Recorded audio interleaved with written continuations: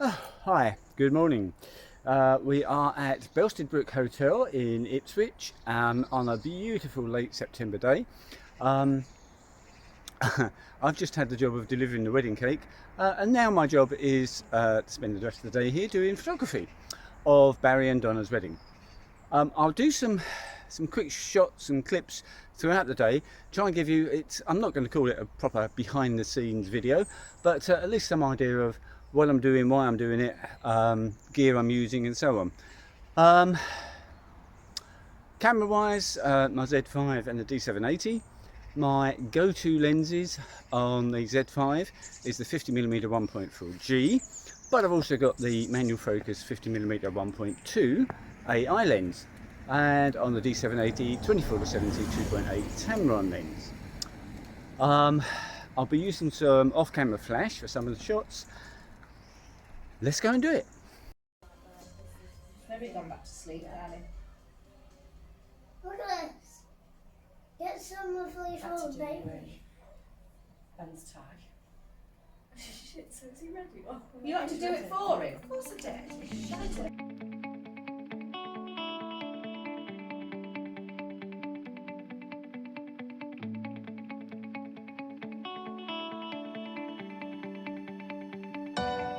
So, just in the first set of prep shots with Donna, now off down to, I think, probably the bar, find the guys, do a few shots with them.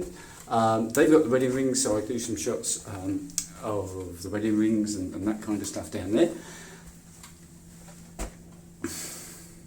This place is so big, I'm not sure where I'm going. Back soon. So I've just picked up the rings from the groom, Barry, and a couple of buttonholes, and I'm just trying to decide where to get some shots of the rings. We've got some nice coloured light behind there. I think I'll try and get that as a background. We've got this rather nice, I'm not sure what it is, but it's rather nice, but I don't think I can get that in the shot. So I think it's just going to be the buttonholes and the rings.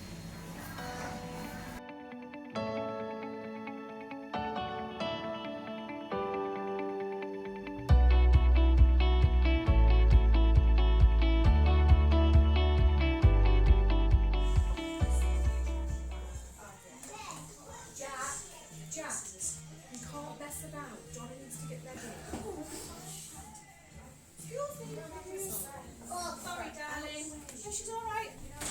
Just one sec, we've got boobs out.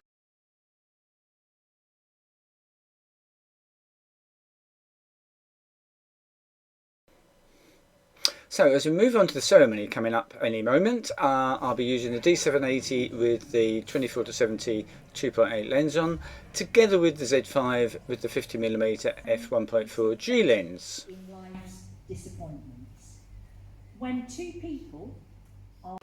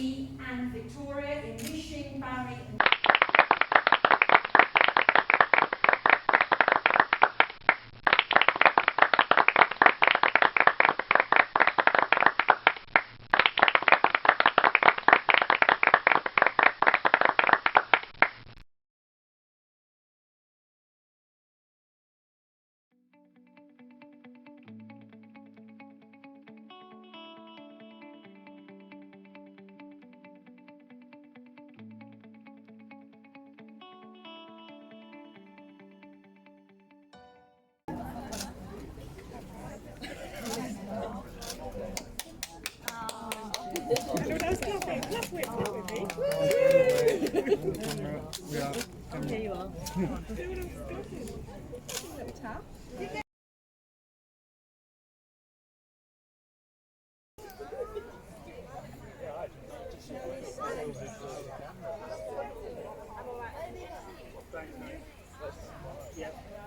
Are we still going to do it first? What?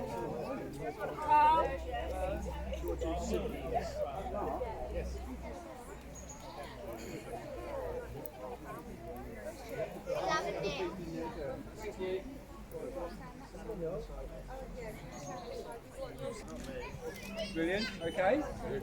Right, Granny, everyone stay here. Yeah, we've got enough of that. Where do you want this set? So I think under the willow tree there. All right. Well, that'll be also a different Yeah. background anyway.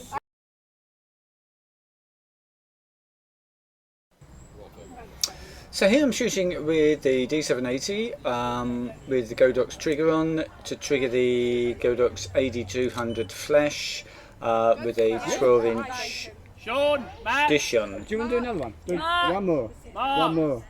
Sean, Matt. And Mark.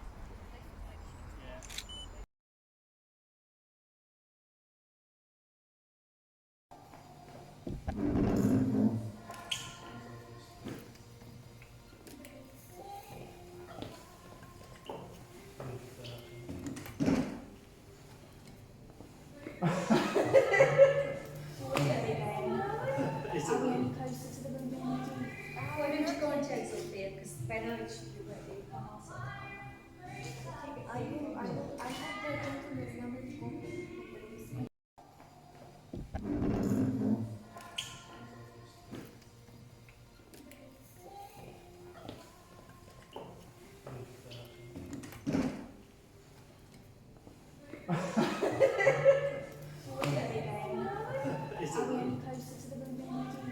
Why don't you go and take Sophia? Because by now it should be ready.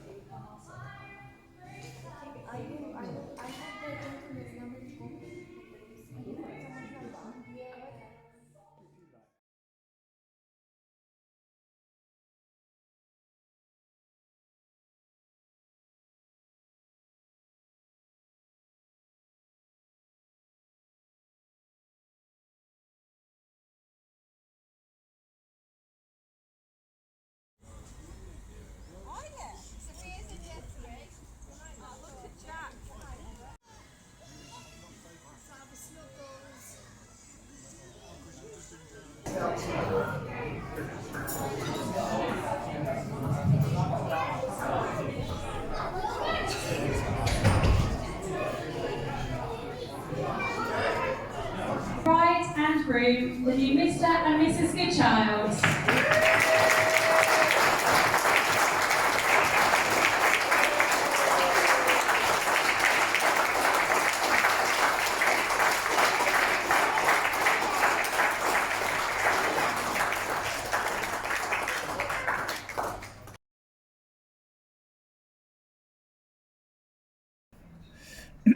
So here we are. It is 4:15, and at the last minute I found out I was eating with the bride and groom, not with the bride and groom and everyone else, about 60 guests. So I was going to do a catch up, but this is a much shorter version of that catch up because I've just nipped out. Why do they have background music during the meal that is so loud you can't talk to the person next to you? And why do they turn the aircon down to about 50 degrees? It's freezing in there, so I come out to warm up as much as anything. So how are things going? So they're going really well, actually. This is a beautiful venue. We've done some shots, and I think you've probably already seen some of the shots that I took in the reception, which is kind of like a really gorgeous French hotel. The furnishing and the lighting is beautiful. I hope the shots do it justice.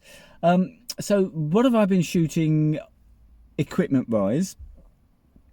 I mentioned it right at the beginning, but it's been the Z5 with the 50mm 1.4G lens mainly. I have done quite a few shots today with the 50mm 1.2 manually focused, just because it occasionally gives, I don't know, a bit more atmosphere, a bit more feeling to the photos. Hopefully I will show you shortly a comparison between the two with some similar shots, so you can see the difference. I did pop the 35 1.8 G lens on the Z5 literally for half a dozen shots. Really just didn't need it, because D780's got the 24-70 on 2.8, and that does all the sort of shorter length shots that I need. So I've got from 24 to 70, and I tend to shoot at 24 or at 70, because in the middle, 50-ish, I've obviously got the Z5 with the 50mm lens on, so I should just pick that up and use that instead of the D780. Also, the 50mm lens at 1.4 gives obviously beautiful background blur, and it just gives a lovely look to the photos, which you don't get with a 2.8 lens. So I do use that as often as I possibly can. Lighting wise, you probably saw in the group shots, I do use lighting for group shots. I've been through phases. Sometimes I use off-camera flash, and I went through a period of not using that.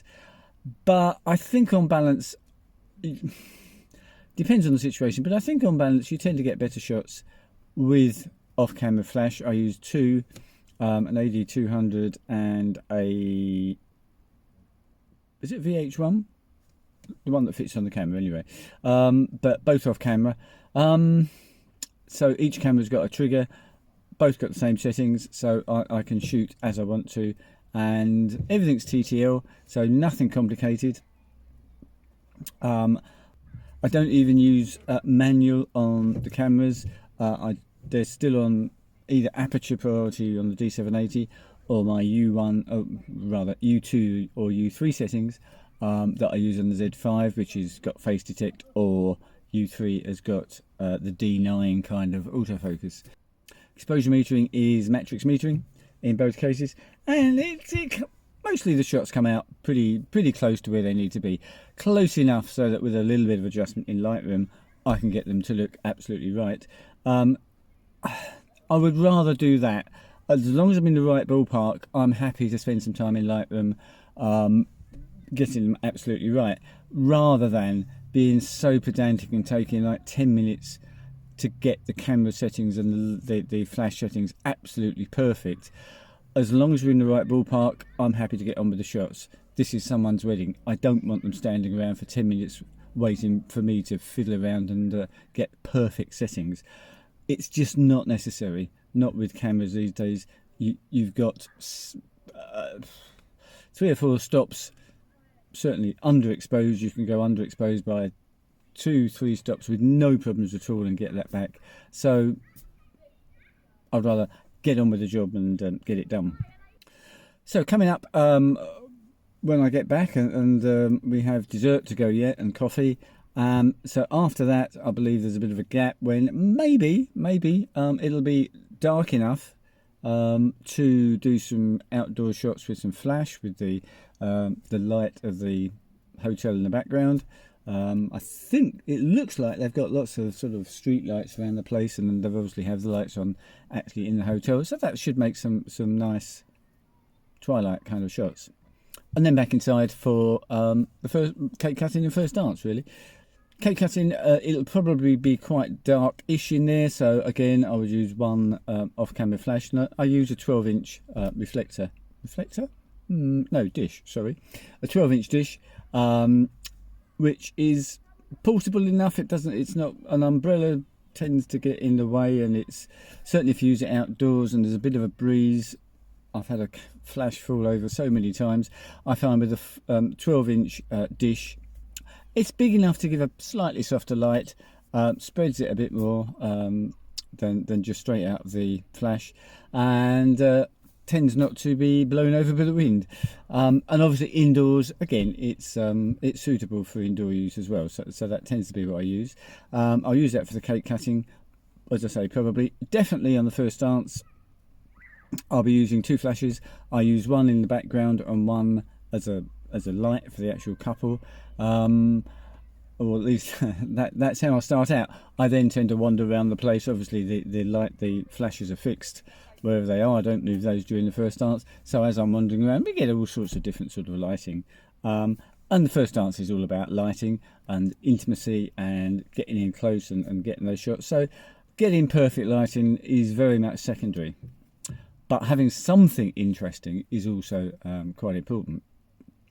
And just to finish off, with lighting, I find, certainly at weddings, I find it's usually much better to get shots inside if you can. Outside in the gardens, sometimes it's lovely. Sometimes there'll be some beautiful flowers, and in that case we'll do a wander around the garden and I'll get some shots there, obviously. However, it only takes the sun to be out and you've got full sun. You've then got the problem of full sun, shade, bright blown out blotches on people's foreheads and all sorts of difficult things to sort like that. Indoors, excuse me, indoors you don't get such huge contrast, and you tend to get more interesting lighting. You can, by picking the place where you're going to get the shots, picking the sort of composition that you're going to use, you can get some quite interesting shots indoors if the venue has got some nice lighting. We're not talking about a village hall, we're talking about a proper wedding venue. Okay, so back for dessert and coffee and some more photography.